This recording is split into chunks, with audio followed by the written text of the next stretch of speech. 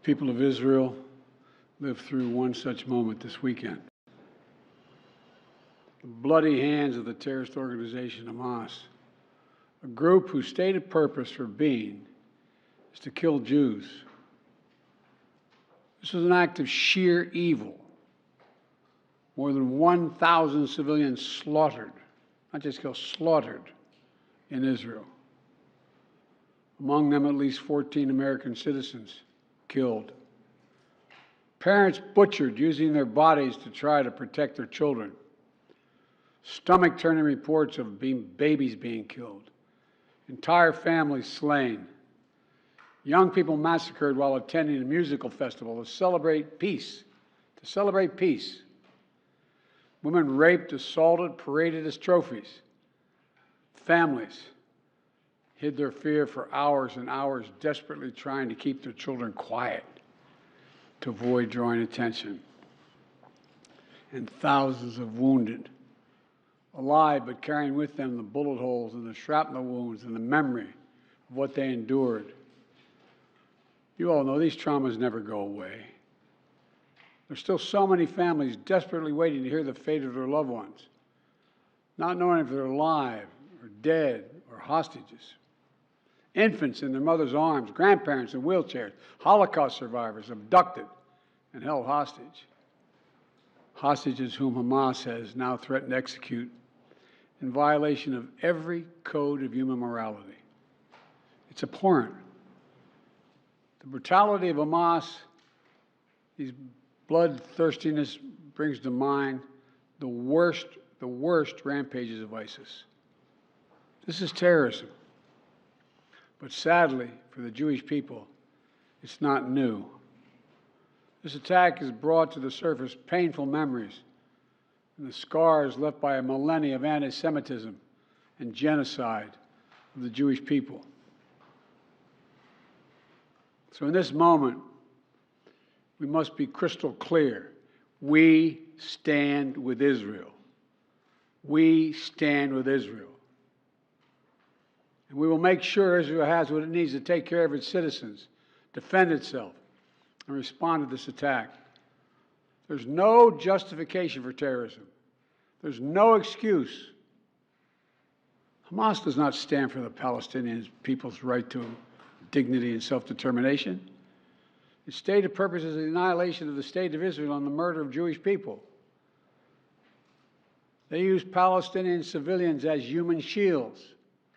Hamas offers nothing but terror and bloodshed with no regard to who pays the price. The loss of innocent life is heartbreaking. Like every nation in the world, Israel has the right to respond, indeed has a duty to respond to these vicious attacks. I just got off the phone with a third call with Prime Minister Netanyahu, and I told him the United States experience what Israel is experiencing, our response would be swift, decisive, and overwhelming. We also discussed how democracies like Israel and the United States are stronger and more secure when we act according to the rule of law. Terrorists purposely target civilians, kill them. We uphold the laws of war, the law of war. It matters. There's a difference. Today, Americans across the country are praying for all those families that have been ripped apart. A lot of us know how it feels. It leaves a black hole in your chest when you lose family. Feeling like you're being sucked in. The anger, the pain,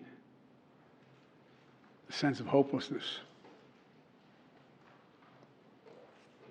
This is what they mean by a human tragedy, an atrocity on an appalling scale.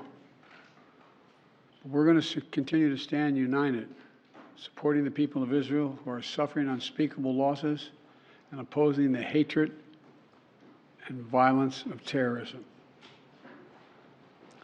My team has been in near constant communication with our Israeli partners and partners all across the region and the world from the moment this crisis began. We're surging additional military assistance, including ammunition, and interceptors to replenish Iron Dome. We're going to make sure that Israel does not run out of these critical assets to defend its cities and its citizens. My administration has consulted closely with Congress throughout this crisis. And when Congress returns, we're going to ask them to take urgent action to fund the national security requirements of our critical partners. This is not about party or politics. This is about the security of our world, the security of the United States of America. We now know that American citizens are among those being held by Hamas. I've directed my team to share intelligence and deploy additional experts from across the United States government to consult with and advise Israeli counterparts on hostage recovery efforts. Because as president, I have no higher priority than the safety of Americans being held hostage around the world. The United States has also enhanced our military force posture in the region to strengthen our deterrence. The Department of Defense has moved the USS Gerald R. Ford Carrier Strike Group to the Eastern Mediterranean and bolstered our fighter aircraft presence. And we stand ready to move in additional assets as needed.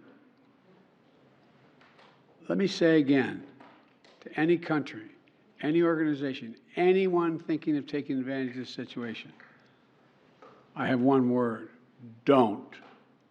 Don't. Our hearts may be broken, but our resolve is clear. Yesterday, I also spoke with the leaders of France, Germany, Italy, and UK to discuss the latest developments with our European allies and coordinate our united response. This comes on top of days of steady engagement with partners across the region. We're also taking steps at home. In cities across the United States of America, police departments have stepped up, security around centers of Jewish life. The Department of Homeland Security and the Federal Bureau of Investigation are working closely with state and local law enforcement and Jewish community partners to identify and disrupt any domestic threat that could emerge in connection with these horrific attacks. This is a moment for the United States to come together, to grieve with those who are mourning. Let's be real clear. There is no place for hate in America. Not against Jews, not against Muslims, not against anybody. We reject. What we reject is terrorism. We condemn the indiscriminate evil, just as we've always done. That's what America stands for. You know, just over 50 years ago, I was thinking about it this morning, talking to the Secretary of State, the Vice President in my office. Over 50 years ago, as a young senator, I visited Israel for the first time as a newly elected senator. And I had a long, long trip, a meeting with Golda Meir in her office just before the Yom Kippur War. And I guess she could see the consternation on my face as she described what was being faced, they were facing. We walked outside in that sort of hallway outside her office to have some photos. She looked at me all of a sudden and said, "Would you like to have a photograph?" And so I got up and followed her out. We were standing there silent, looking at the press. She could tell, I guess, I was concerned. She leaned over and whispered to me, she said, "Don't worry, Senator Biden. We have a secret rep in here in Israel." My word is what she said. We have no place else to go. We have no place else to go. For 75 years, Israel has stood as the ultimate guarantor of the security of Jewish people around the world, so that the atrocities of the past could never happen again. And let there be no doubt, the United States has Israel's back.